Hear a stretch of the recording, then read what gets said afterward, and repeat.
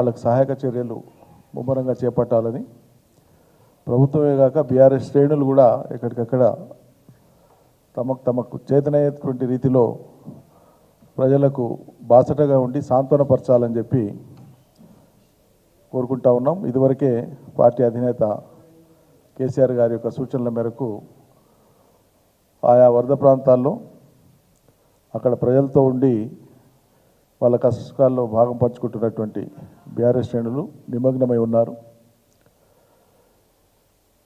విపత్తులు అనేవి అవి మానవ ప్రమేయం లేకుండా జరిగేటువంటివి విపత్తులు. కానీ ఏదైనా విపత్తు జరిగినప్పుడు అందుబాటులో ఉండేటువంటి ఆధునిక సాంకేతిక పరిజ్ఞానాన్ని కానీ ప్రభుత్వ యంత్రాంగాన్ని కానీ మనకు ఉండేటువంటి సర్వశక్తుల్ని ఉపయోగించి ఆ విపత్తులలో ఆస్తి నష్టం, ప్రాణ నష్టం వీలైనంత వరకు జరగకుండా, ఎక్కడైనా దురదృష్టవశాత్తు అనుకోకుండా ఏదైనా జరిగితే దాన్ని పూర్తిగా ఆదుకోవడం కోసం, అటువంటి వాళ్ళకు బాసటగా నిలవడం కోసం ప్రభుత్వాలు ముందు చూపుతో పనిచేయాల్సి ఉంటుంది, మానవీయ దృక్కోణంతో పనిచేయాల్సి ఉంటుంది. ప్రచార ఆర్భాటాలకు పోకుండా ప్రజలకు మేలు జరగాలనేటువంటి తలపుతో పనిచేయాల్సి ఉంటుంది. దురదృష్టం ఏంటంటే రాష్ట్ర ప్రజలందరూ కూడా గమనిస్తూ ఉన్నారు, దేశంలోని ప్రజలు కూడా గమనిస్తున్నారు, చూస్తున్నారు. వాతావరణ శాఖ అదివరకే స్పష్టంగా ప్రకటించింది ఏ మోతాదులో ఏ ప్రాంతాల్లో వర్షాలు రాబోతున్నాయనేటువంటిది. తుఫానుగా మారిన పరిస్థితిని కూడా ముందే వాతావరణ శాఖ వెల్లడించింది. మనం అప్రమత్తం అయి ఉండాలి ఎప్పటికప్పుడు. వాళ్ళు సాధారణంగా పిచికారీలు చేసేటువంటి రైతులు సైతం తమకు ఉండేటువంటి ఫోన్లలో వాతావరణ శాఖ ఇచ్చేటువంటి సూచనలు పాటించి ఈరోజు పిచికారీ చేస్తే వాన వస్తుందా, ఎంబడే వాన వచ్చి కొట్టుకపోతుందా అని ఆ మాత్రం జాగ్రత్తలు తీసుకొని పిచికారీలు చేసుకునేటువంటి స్థాయికి రైతాంగం ఎదిగారు. కానీ ఇన్ని రకాలుగా వాతావరణ శాఖ చెప్పినా తుఫాను భీకరంగా వస్తుంది, దాని ప్రభావం ఉంటుందని తెలియజెప్పినా మొదటి 2 రోజులు మనం చూస్తే ముఖ్యమంత్రి కానీ మంత్రులు కానీ ఎవరు కదలరు. మొదటి 2 రోజులు అసలు కదలరు.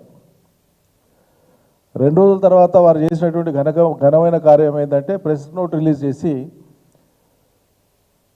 టెలికాన్ఫరెన్సు, ఆ టెలికాన్ఫరెన్స్కు రిలీజ్ చేసిన ప్రెస్ నోట్లో కూడా ఏముంటుందంటే సీఎంఓ నుంచి వచ్చిన ప్రెస్ కాన్ఫరెన్స్లో ప్రెస్ నోట్లో అందుబాటులో ఉండే మంత్రులతో టెలికాన్ఫరెన్స్ అని ఉంటుంది.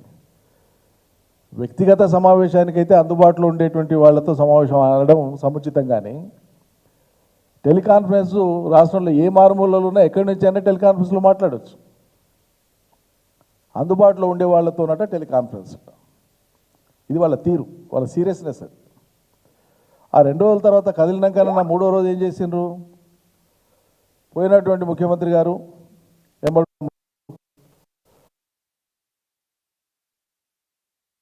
కేసీఆర్ని తిట్టడానికే ఆ 3వ రోజు వాళ్ళు వాడుకుంటారు. ఇంకా దారుణం ఏంటంటే పోయినప్పుడు అధికారులు వెంబడుంటారు, సమీక్షిస్తారు, సమీక్ష సమావేశాలు పెట్టుకున్నారు, బాగుంది. దిశానిర్దేశం చేసి ఏం చేయాలి, ఏం జరుగుతుంది, ఏం సహాయం అందించాలి దాని మీద మాట్లాడతారా? అధికారులను పక్కన పెట్టుకొని సమీక్షా సమావేశం నిర్వహించుకుంటా వరదల కోసం పోయి, వరద సహాయం చేయడానికి పోయి, ప్రజలకు సాంత్వన పలకడానికి పోయి, ప్రజలకు మనోధైర్యం ఇవ్వడానికి పోయి, సహాయం చేయడానికి పోయి అధికారుల ముందర విపక్ష పార్టీ నేతను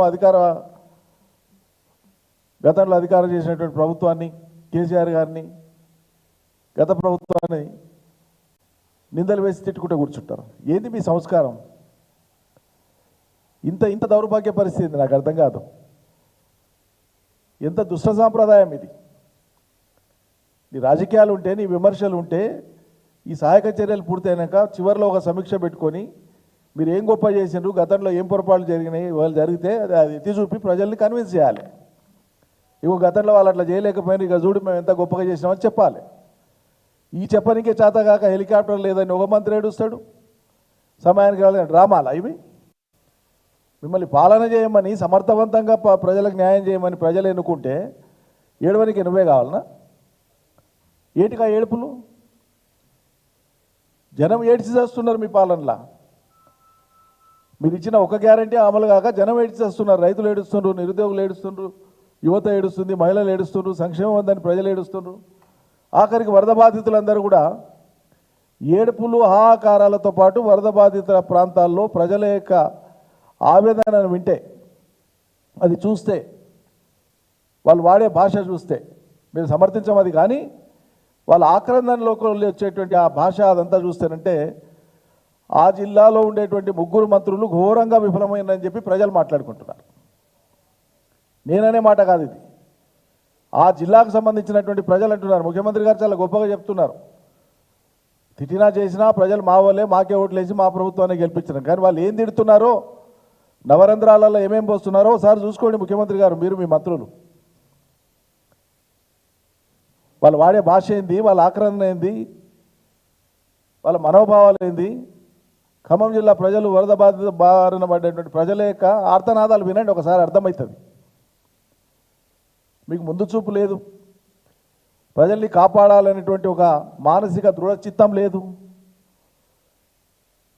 ముందు చూపు ఉంటే ముందు పోయి ఉరుకులాడుకుంటూ పోయి తర్వాత ప్రధానమంత్రి రమ్మని అడుగుతారు ఎవరైనా. పరిస్థితిని చూసి బేరీజు వేసి ఈ నష్టం ఉంది మీరు రాండి అని విన్నవిస్తారు.